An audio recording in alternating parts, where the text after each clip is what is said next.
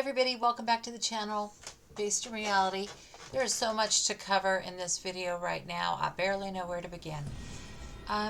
We're going to cite three sources today, and this has to do predominantly with an internal crime syndicate that is going on, not the Italian mob, but an illegal immigrant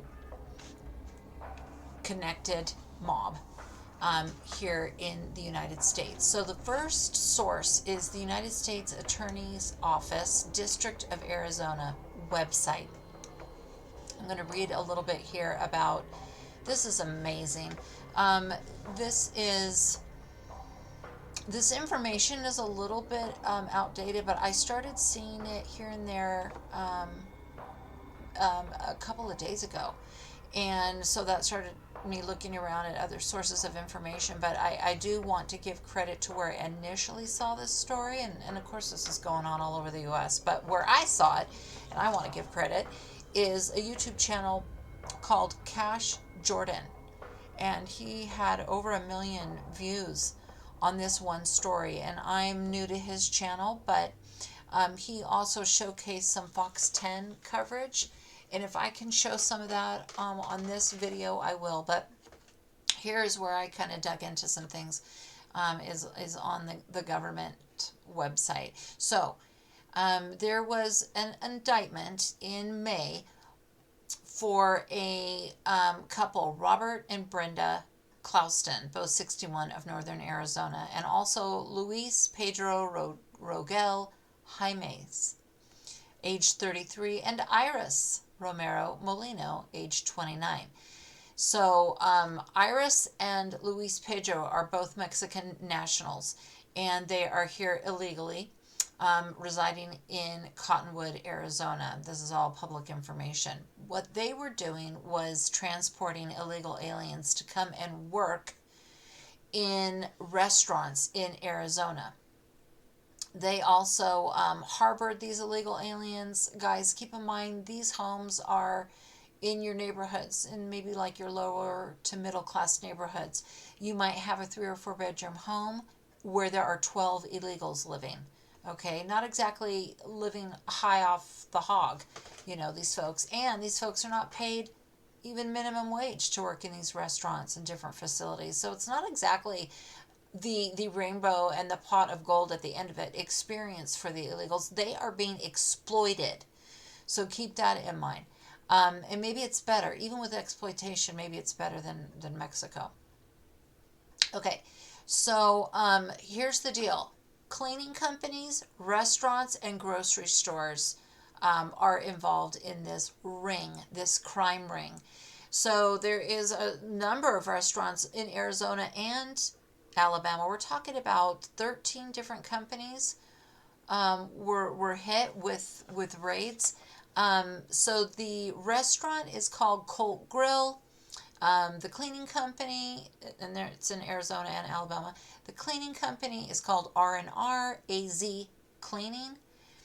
And so these companies in Arizona and Alabama have all been part of shuttling in illegal immigrants and then putting them in these jobs. Now, the jobs were held by Americans. So what happens is this couple would send letters into Mexico recruiting people to come and work for them in the U.S. at these companies I just mentioned. Once they help get them here, the smuggling, the housing, putting them into position, the Americans are then fired. How lovely. There are so many different laws that are being broken here. Their paperwork, of course, is falsified. So you're breaking the I-9, the employment law. Of course, they're not paying them the correct wages, and they're not paying taxes on these people either. So, I'm just kind of scrolling down this website document. This case is part of Operation Take Back America. It is a nationwide initiative that uses the full resources of the Department of Justice to repel this current invasion of illegal immigration and achieve total elimination of cartels and transnational criminal efforts. and organizations. They're called TCOs, Transcontinental Criminal Organizations.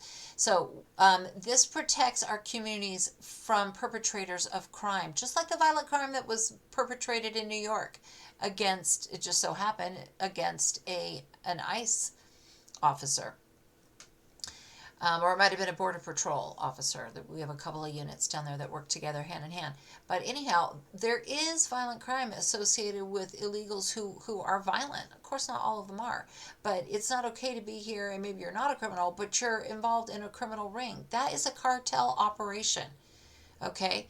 If you guys see things that you think are suspicious, maybe you have a home in your neighborhood where there's 12 men living there suddenly. Okay, that's something you need to report to your local ICE.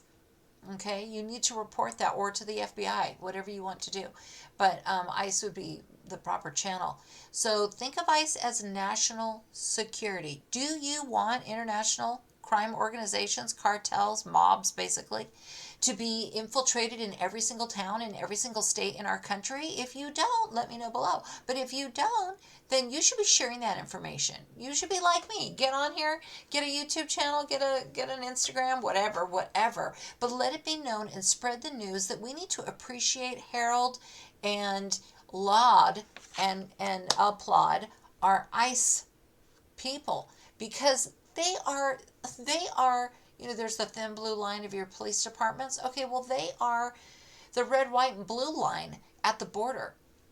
We know that the big beautiful bill has given funding for 10,000 new agents for ICE.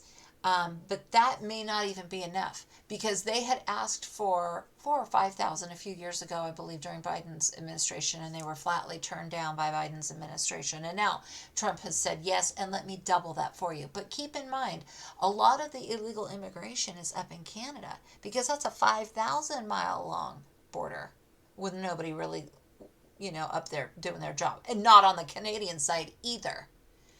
So Canada's not doing a very good job, okay, and we need to do a better job up on that border. But the southern border is half that length, right? It's about 5,000 miles. So, okay, I'm going to link the news coverage. I'm going to do my best, and I'm going to also put the link that you can click on for the District of Arizona's website, so you can read about it here if you're interested. But at this point, I want to kind of flip the script and ask y'all a question, and that is, I'm just going to put it out there, and it's been said before, but I believe that the Democratic Party looks away from some of this criminal enterprise because perhaps they are benefiting financially from it.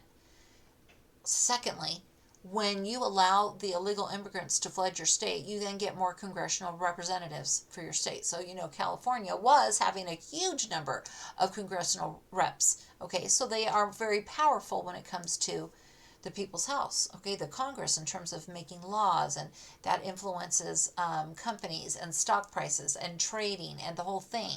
So we see a lot of protests in these blue cities, these blue controlled states, okay? And who greases the wheel to make those folks come out and protest, right? You know that they're getting money when their freedom is on the line. We should have such a stiff and mile-high penalty for people who are aggressive toward our ICE officers, okay?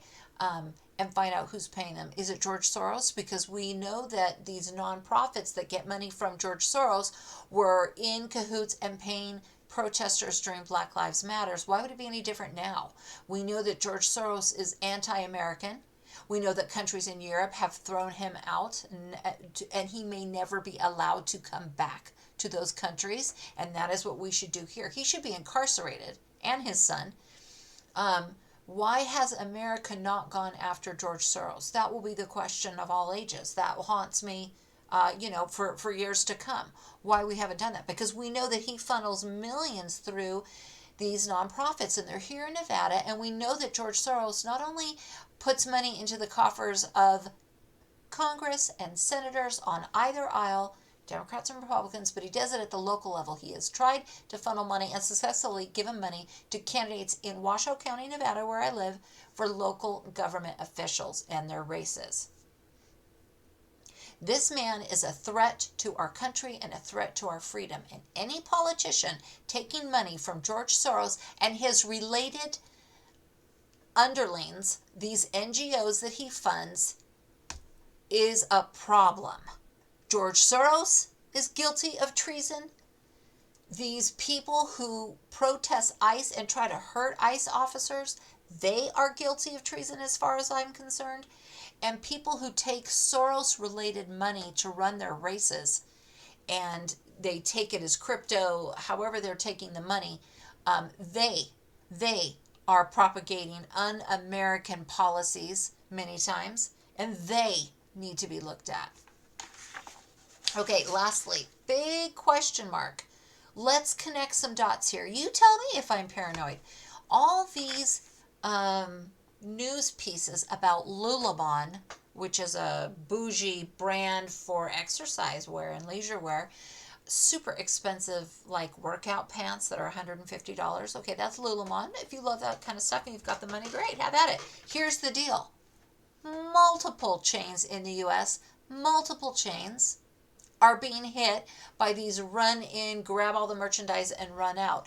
And the employees are not even calling the cops many times on this. Why? Why? Think smart, act accordingly, and question. Who benefits by this? Who benefits? Follow the money. Illegal immigrants often come in, grab up all this merchandise, sell it on eBay, selling it on Amazon. You know, they whip up a site quickly, and then they can make $30,000 in 1 week of sales because they advertise, I just got this and I never even took off the tag, never worn it, I just don't want it. Does anybody want to buy it? So it's a huge profit for them because there is no, nothing to mark up. It's stolen merchandise. So some of these websites were raking in $20,000 a week, $30,000 a week or more. Where does that money go? This is part of the criminal syndicate. You have people stealing the merchandise, making huge profits. Where does the money go? Who is looking away? Lululemon is looking away. Lululemon came out and had a press release that said, our customers are a little cash strapped at the moment, and that's why our sales are going down. No, your sales numbers are down because your merchandise has just ran out the door. Why don't you say it like that, Lululemon? Is it because you don't want to frighten customers away? Because when they come in, a gang full of people might roll up and jump in your store and frighten to death the customers that are there. I mean, that's legit. But my question is, why wouldn't a U.S. company stand up and do more to prevent this from happening? I'm asking the question, does Lululemon benefit somehow, some way by this having occurred over and over and over again in their multiple stores? One needs to question, do they have a part to play? I mean, I don't know. I don't know the answer, but one has to put things together and question. So that's it for today's episode. All links below. But let's be thinking smart about why we need more ICE officers on the southern border, but maybe we need 10,000 or more on the northern border. If you see something, say something. We all know about that phrase regarding terrorism, but we need to apply it to these international cartels that are here in the U.S. operating without impunity. If you see something in your neighborhood, if you work someplace like, let's say, an airport, and there are many people cleaning the bathrooms at the airport that cannot speak a lick of English. So, one might assume that they're illegal. So your airport is hiring illegals? Anything like that, you need to call ICE. You need to call that in because you might think, I don't blame this lady for wanting to work here and for getting here, but you don't know the whole picture of what that one lady is connected to. Okay? And that one lady, bless her heart, is breaking our laws. And what's happening is this is a mushroom cloud, guys. A mushroom cloud. And we can't just look aside and say, oh, well, that's a nice lady. Listen, I was just at my gas station and there was a nice young man there. Now, I noticed as I walked in to pay for gas that there was an unmarked white utility power truck there getting gas. Why wasn't there a name of the company on there?